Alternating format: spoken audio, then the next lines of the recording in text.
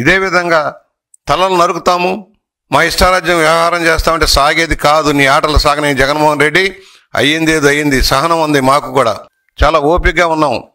మా ఓపిక నశిస్తే, మా కార్యకర్తలు తిరగబడితే నీ పరిస్థితి ఏంటో అర్థం చేసుకో. రోడ్డు మీద తిరగలేని పరిస్థితి తెచ్చుకోవద్దు.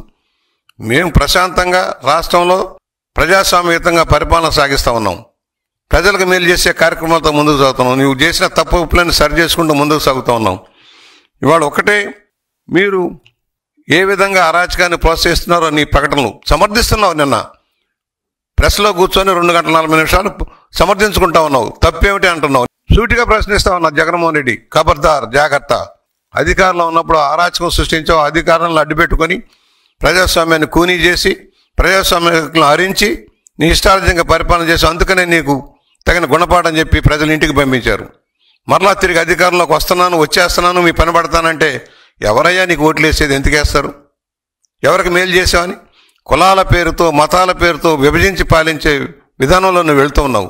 కులాలను రెచ్చగొడుతున్నావు, మతాలను రెచ్చగొడుతున్నావు.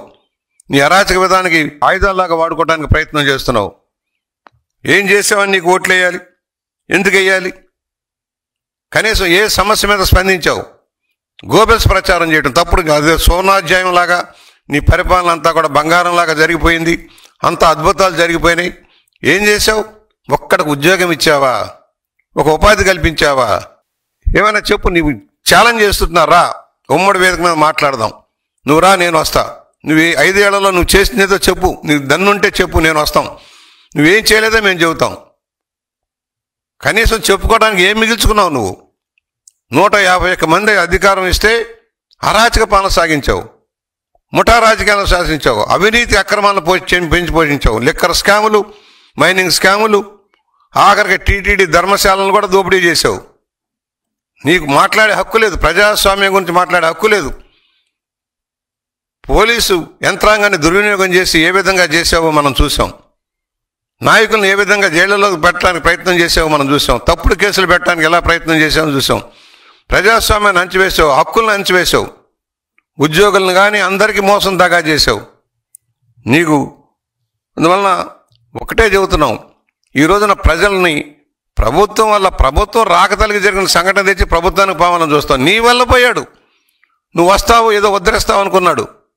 నీ వల్ల అనేక మంది పోయారు, అప్పుల పాలైపోయారు, దివాళా తీసిపోయారు. దోపిడీ ఏదనంటే నీవు నీ అనుచరులు మాత్రమే దోచుకున్నారు.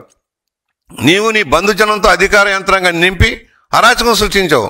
కితాబులు ఇస్తున్నావు అందరూ గొప్పవాళ్ళని. నువ్వు ఒక దోపిడీదారివి, నువ్వు దొంగవి, పచ్చి దొంగవి, 420 చీటర్వి, ప్రజలను చీట్ చేసావు.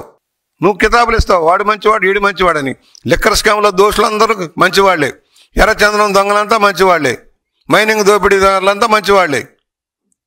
ఈ విధమైన విధానం సరైంది కాదు.